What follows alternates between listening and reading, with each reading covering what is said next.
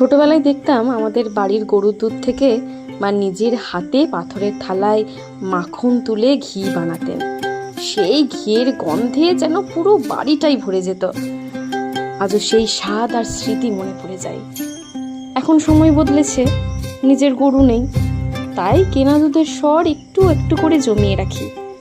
দুটো টিফিন কৌটা ভর্তি করে মিক্সিতে মাখন তৈরি করি, তারপর ধীরে ধীরে কড়াইয়ে জাল দিয়ে বানিয়ে ফেলি খাঁটি ঘি, ঘরের খাঁটি ঘি।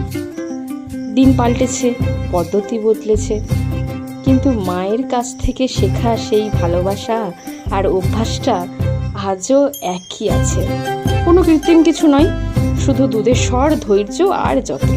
আর সত্যি বলতে এই ঘরের তৈরি ঘিয়ের স্বাদ আর সুগন্ধ বাজারের কেনা ঘিয়ের থেকে পুরোপুরি আলাদা। গরম ভাতে 1 চামচ ঘি, ব্যাস, আর কি চাই।